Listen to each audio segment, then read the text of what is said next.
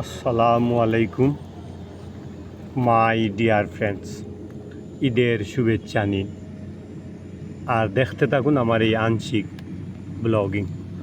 এই যে electric line দেখতেছেন না, কখন কোন সময় 12টা বাজে। আর দেখুন কাঁসার মিল,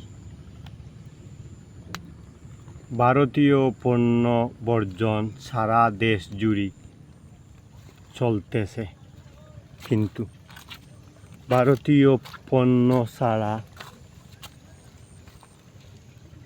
দেশের মানুষ চলবে কিভাবে? তো দেখুন এলসির পাথরে ভরা, এলসির পাথরে সমাহার। এলসি ছাড়া বর্তমান জাফলংয়ের শত শত কাঁচার মিল বন্ধ, বিলুপ্তের পথে। মানুষ এখন কাঁচার মিল ব্যবসা, পাথর ব্যবসা বাদ দেওয়ার পথে। যাদের হিউজ টাকা রয়েছে, মোটামুটি টাকা রয়েছে, তারা কিন্তু এলসি পাথরের ব্যবসা করতেছে।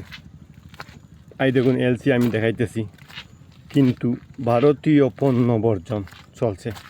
কই 25% মানছে, 50% মানছে ভারতীয় পণ্য বর্জন করলে হয়তো সফল হয়ে যেত, কিন্তু আজ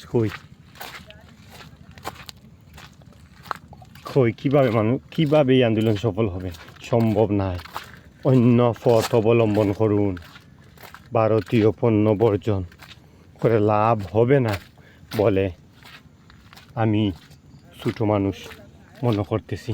দেখুন তো প্রতিটা মিল, হঠাৎ আমার মনে পড়লো, তাই ভাবলাম যে 1 মিনিটে একটা ব্লগিং করে ফেলি। প্রতিটা মিলে বর্তমানে কুয়ারি বন্ধ থাকার কারণে কাঁসার মিলগুলা বন্ধ। কাঁসার মিল প্রায় ধ্বংস হওয়ার পথে। বন্ধ থাকতে থাকতে কাঁসার মিল নষ্ট হয়ে যায়। এখানেও তো এলসি পাথর দেখা যাচ্ছে। কই ভারতীয় পণ্য বর্জন? ভারতীয় পণ্য বর্জন করে কোনো লাভ নেই।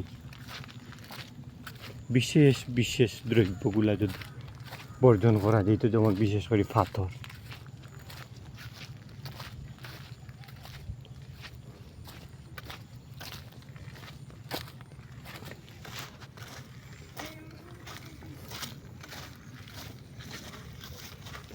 প্রায় সব মিলেই ভারতীয় পণ্য,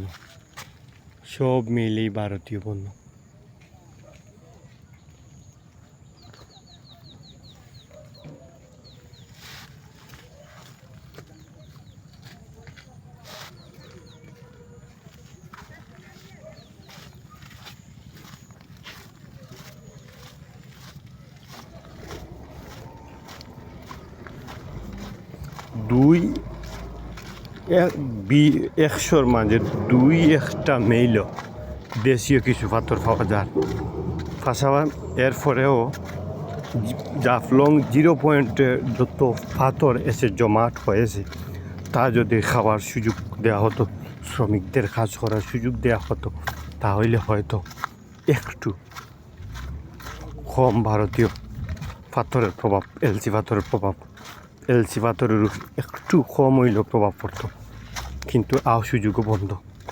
তাইলে আমরা কিন্তু ভারতীয়রা তাদের নির্ভরশীল করার চেষ্টা করেন। আমরা তো নির্ভরশীল।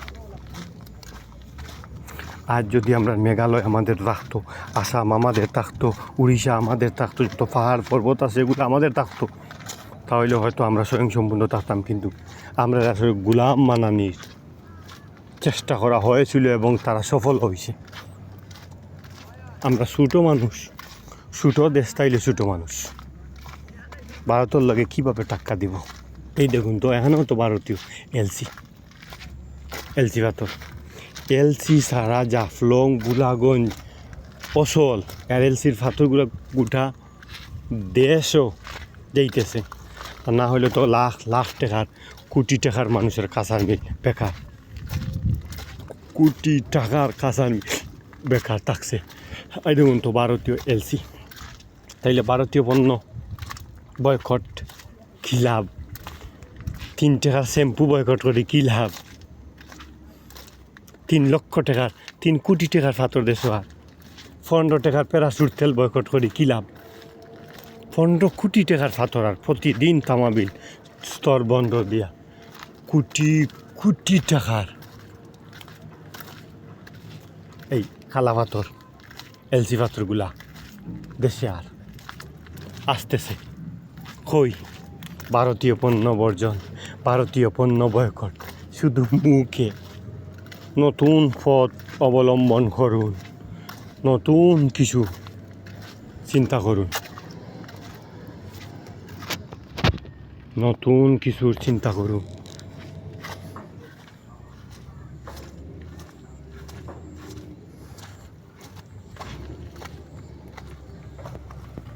পালাটা চিন পেলাম।